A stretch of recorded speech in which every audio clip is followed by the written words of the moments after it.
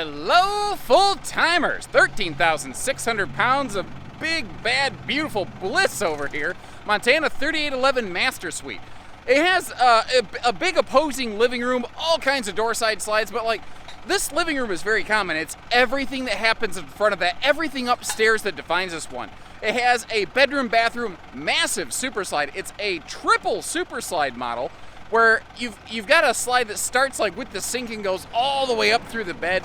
It has it has side-by-side washer and dryer installed in it. Not even just prepped, but they're already in here. 6-point hydraulic auto leveling, hot-cold camp package, dual centralized whisper ducted air system, and a really interesting front master suite with a sofa lounge area. You want to sit down, stretch out. You need to kind of calm down, quiet down, decompress, read a book on a rainy day. Oh man, this thing has one sweet looking book nook.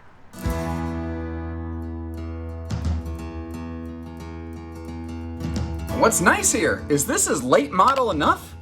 It is almost part for part match with the current build generation. Maybe just a little bit different cosmetic, but I've always enjoyed the kind of warm, welcoming feeling that you get out of these. The color package is great.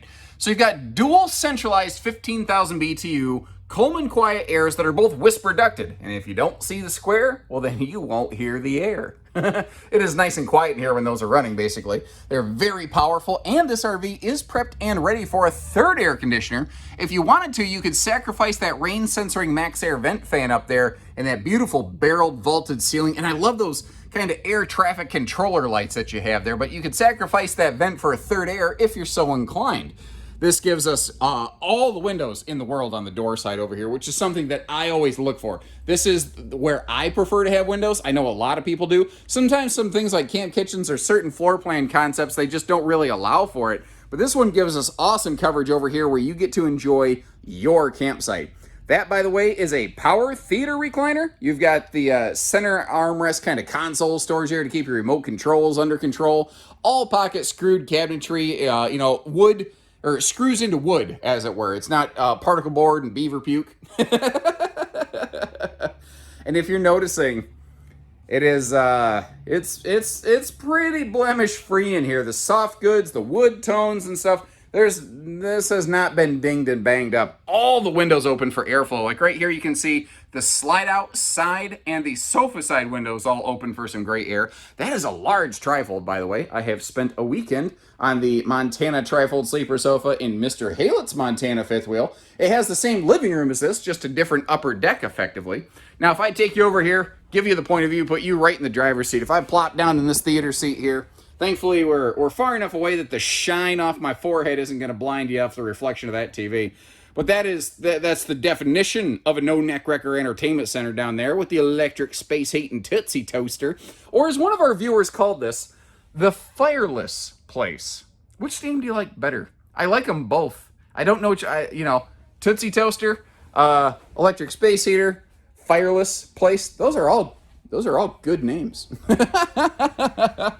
But it's not just all about the living room. Frankly, the living room is great, but I almost think it gets overshadowed by the kitchen and the upper deck. And I mean, here's what I mean. If you're looking at this thing, you've just got great prep space all over. I mean, you've got easy reach outlets all over the place. Great little coffee bar over here. That's a nice real tile backsplash. But as we work our way around, if we start right down here, you see that you got that larger oven, so you can cook, actually do some baking in here. And actually, I saw a vial of vanilla extract in here, so I think somebody was a little bit of a campsite baker. It probably would smell like cookies in here. You give it enough time. But that is a 18 cubic foot residential refrigerator. The RV does have an inverter, by the way. So if you're trucking down the road, you want to keep that fridge nice and cool, you can. One of the best things about a residential refrigerator, I think a big model like this, I see this, and I just think this is perfect for parking. This isn't something that I even think people, not that you couldn't, but when I see this, I don't picture towing it. I picture having it parked and setting up shop for a long time, and this feels a lot more like a house than most RVs, or maybe like an apartment or something, I don't know. But that refrigerator, if you are parked where there is just screaming hot sunshine all the time, that refrigerator will keep up more effectively. Now, you saw there's all that storage and everything below the big island over here. Something you may not have picked up on is you've got the little electric dustpan down there. That little black rectangle is hooked to your central vacuum system, where if you just kind of sweep up your floor, you can just sweep everything toward it, flick it up with your toes, and it'll activate suction mode, and there you go. Now, all the windows, by the way, have roll-down blackout shades, so if you really just want to blot the sun and keep the hot sunshine out of this thing, you can. And I got a feeling with the Texas plate on the back, the folks came from, hot climates. Now, this is what I call a 2+2 dining. There's 2 fixed chairs. It is equipped and set up to have 2 fold-away chairs. I believe they're under the master bed. We'll verify that in a minute. It occurs to me as I'm recording this, I didn't actually verify that. But this has 2 extension methods. So first of all, it has that leaf that can extend out. But additionally, the entire table kind of telescopes in and out of that little side box there under the window a little bit, which, by the way, hides a nice little outside entertainment secret when we get outdoors. Now, over here, this is kind of cool, too. You've got all sorts of outlets all over this thing. So if you do want to use this for a little bit of work camping, you can do that as well. And then down below here, if you are traveling, you don't have to worry necessarily about strapping the chairs down because this has its own little built-in, I call it chair buddy. And you see that full shade on the entry door over here. So you've got all those windows in the Super Slide. They all have, of course, their own shades. It is nice that we have a full viewing window in the door. It's even nicer. They give us a shade for that. And then here in the hallway, just because they have more shade space. Now, we actually walked by a little coat closet. There's an extra little hanger up here. And I kind of looked at this and I thought, as a person, like, I've got a dog. I thought, that'd be a nice little spot to hang, like, my dog leashes and stuff like that. Now, it's a little atypical here, but the whole RV is atypical. I want to give you kind of a pass-through of the upper deck of this thing before we really dive into it. Because it has that sort of, like, luxury, vacation, hotel room, apartment kind of feel. It's a little bit different. It's actually almost like a racetrack upper deck, if you will, because you can loop around it from both directions. Now, this is also one giant upper deck super slide. Check the fascia. It starts there and tracks all the way through to this giant shower with insane headroom. Because this RV has such a long upper deck, it actually has a little bit of a classic feature. It's just not very obvious. It actually has a bathroom deck amidships, mateys. Because you take 2 steps up to the bathroom deck and then one final step to the master bedroom. What that means is you have this just giant headspace in here. And when I say giant, I mean giant headspace in here. But I don't want to miss the fact this thing is not hurting on storage, at all. You've got that giant headspace, has floor to ceiling storage galore going on. Plus over here in the vanity section, because this is all in the slide out, they were able to make this far, far deeper and more spacious than an average RV's bathroom would have any right to be. Like, you see, that goes like the 2 feet deep against the wall there. That is an all one-piece solid surface sink and countertop with just space for, it's not a tiny sink, it's a huge counter. And I love that they put the outlets for that right down there where you can actually reach them. That is just something that not enough RVs do. Now, in case you're curious, this right here is a sliding privacy door. So if you need to kind of close that off, you can. And we will come back to, hallway number 2, if you will, in just a second right here. We've got actually washer-dryer storage on the left and then additional closet space on the right. But as we walk in here into this king bedroom, you see, especially from this angle, for me, it always feels very impactful. That windshield, the sofa, it is so big, so comfortable, open and spacious. If it's a rainy day, you can have some entertainment going in the living room. Sometimes my wife and I, we just have different things that we want to watch. It's nice that one of us could be up here doing what we need to do, while the other person could be down in the living room enjoying what they want to. Plus, there's outdoor entertainment. There's a whole bunch of different ways of going about this. Here's another thought that I had. My mom and dad, if my daughter, when she was younger, came with them, She has the hide-a-bed, but sometimes kids don't always sleep very well in an area they're not familiar with. If you just take those side bolsters and the rear cushions off, that's like an 8-foot long and 2.5 foot wide bed. That's enough. A person could easily sleep on that. Not to mention a little book nook during the day. You've got the outlets all over the place. You can plug in fans and stuff all over the place. Remember, dual whisper air. You won't see the square. You won't hear the air. What was I gonna... Oh yeah, storage below the bed. Let's see if there's storage below the bed for those chairs. They are not, although it is nice to get to see all the superior plywood that we're looking at. Wait a minute. I knew they had to be in here somewhere. I'm like, there's no way. The folks just took those fold-away guest chairs and got rid of them. Although the fact that they still have the original plastic on them heavily indicates to me that they didn't have a lot of guests over. But also, this gave us a good opportunity to take a look at the fact that under that front bench, you've got a whole trunk full of storage space. And, folks, I am pleased to report that you can keep a lot of junk in that trunk. Which begs the question, what you gonna do with all that junk? All that junk inside that trunk? So, leave me a comment, and please be specific. This is a real question.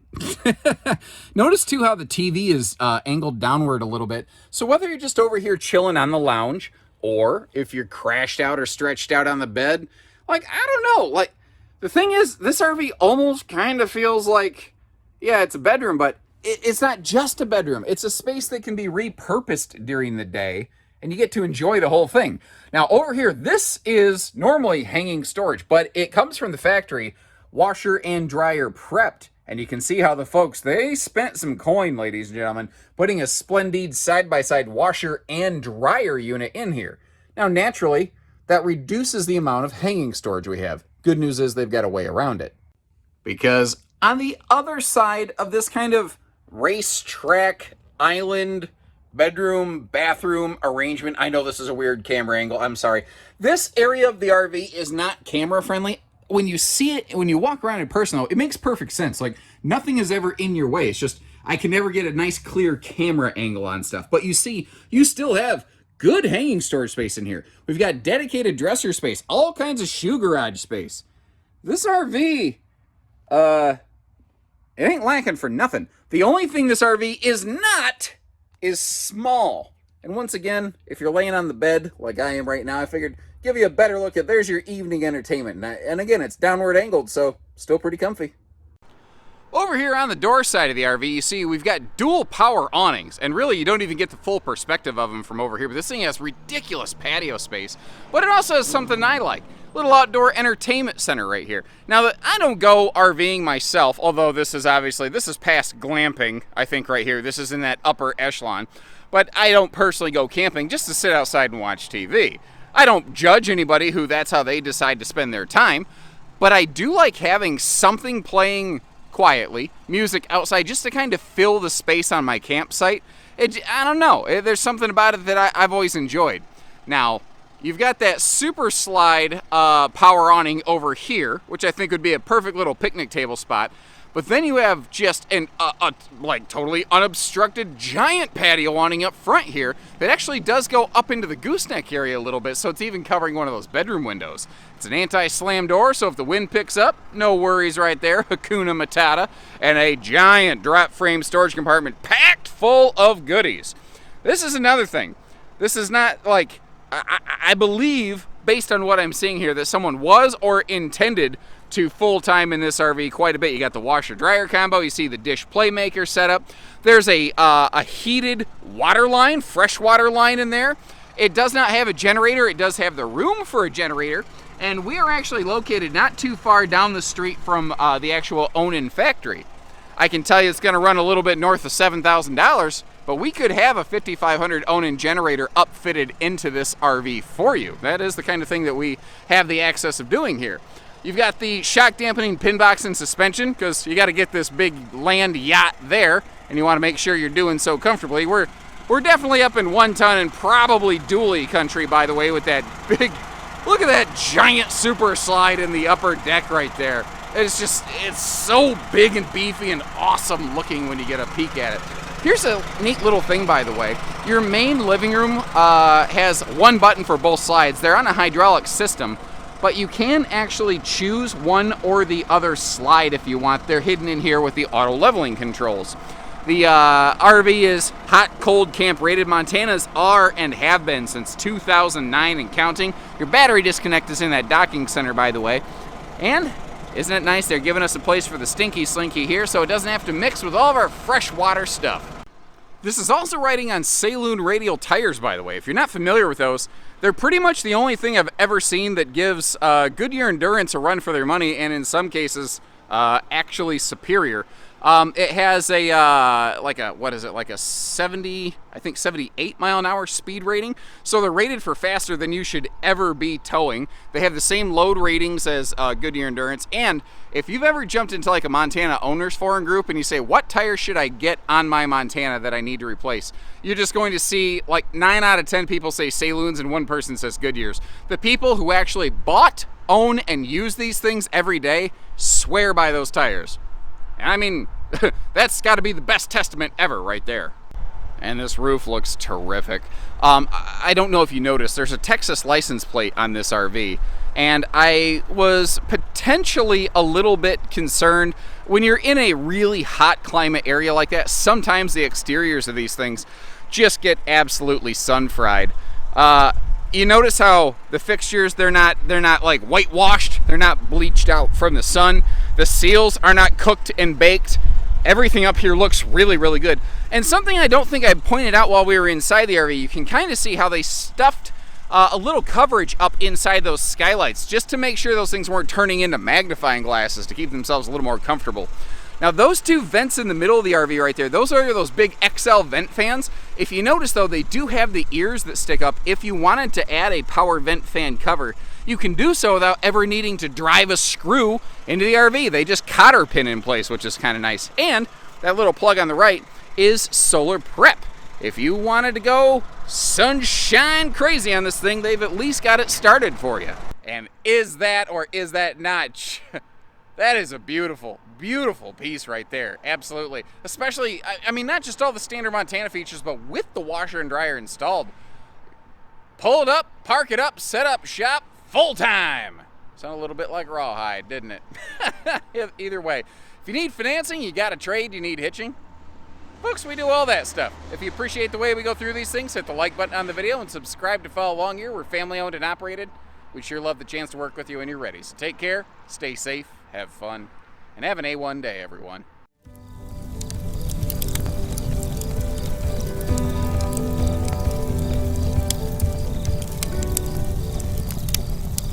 You can keep a lot of junk in that trunk.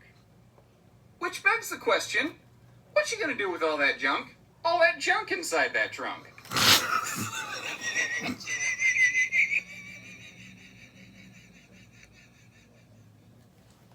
So